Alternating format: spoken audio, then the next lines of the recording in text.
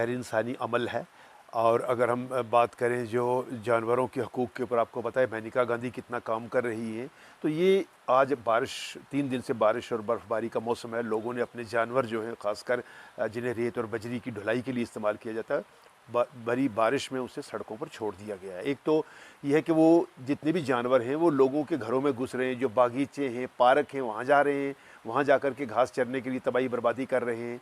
दूसरा, ट्रैफ़िक का इतना दबाव है यहाँ पर कि अगर कोई एक्सीडेंट हो जाता है तो जानवर नुकसान हो जाएगा, उस वक्त मालिक बाहर निकल आएगा और उसकी कीमत जो है वो लाखों में लगाएगा।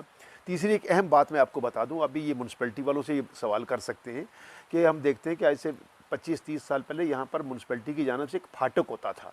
जो भी आवारा जानवर होता था सड़कों पे घूमता था या लोगों की फसलों में जाकर के घुस जाता था, तो उसे फाटक में दे दिया जाता था। फिर मालिक अपने जानवर को ढूंढता हुआ फाटक में जाता था, तो फिर म्यूनसिपल कमेटी जो है वो उससे हर्जाना वसूल करती थी कि भाई आपने जानवर क्यों खुला छोड़ा था। तो फिर ऐसे में ये था कि फिर वहाँ पैसे दे करके जानवर छुड़ाना पड़ता था।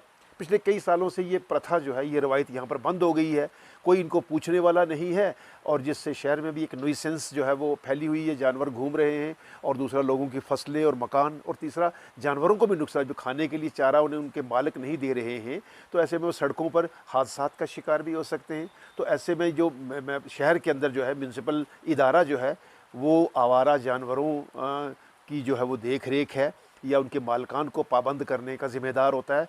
तो महकमा म्यूनसिपैलिटी को भी हरकत में आना चाहिए। तो जो ये रवायत बंद कर दी गई थी, फाटक जो है वो बिल्कुल क्लोज़ कर दिए गए हैं, जो बल्ला सराई में पहले होता था, तो यहाँ पर एक फाटक जो है वो कायम किया जाए ताकि आवारा जानवरों को वहाँ बंद किया जाए, और जब कुछ ऐसी बात हो तो और मालिक आएँ, उन्हें हर्जाना डाला जाए, तो तब ये बिद्दत जो है उस पर काबू पाया जा सकेगा। कागज़ों में तो गवर्नमेंट ने बड़े एक्ट बनाए हैं इनके लिए, लेकिन सामने आप देखें रोड पे, आपके सामने वो 10 घोड़े जो हार्सेस वगैरह घूम रहे हैं, खुदा ना खास्ता गाड़ी आती है, वो बच्चे बुजुर्ग यहाँ चलते हैं, उनको तो चलने का रास्ता ही नहीं है। कोई हादसा हो जाए तो उस वक्त कौन जिम्मेदार, उस वक्त कोई पूछने वाला नहीं है।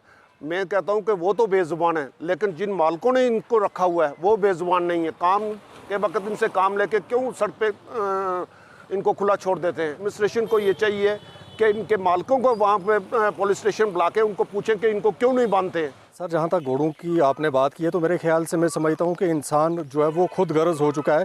आज आप देखिए कि इस वक्त बहुत ज़्यादा बारिश है और जिसकी वजह से आज घोड़े उनके काम के नहीं हैं और उन्होंने खुलेआम सड़कों पे जो है जो छोड़ दिए हैं, और घोड़ों की वजह से हादसा भी हो सकता है, गाड़ियों के से किसी को जो है वो नुकसान पहुंच सकता है, और साथ ही साथ जो पैदल चलने वाले लोग हैं उनको भी ये टांग वगैरह लगा सकते हैं। और इसी तरह से मैं ये कहना चाहूँगा कि ना सिर्फ घोड़ों का मसला है, यहाँ पर आप गाय को देखेंगे तो वो भी लोगों ने खुली बाज़ारों में छोड़ी होती हैं, रात दूध तो उनका ले लेते हैं। इसी तरह से जो आवारा कुत्ते हैं वो भी एक बहुत बड़ा मसला है, संजीदगी पे सोचने की बात है उनके लिए भी।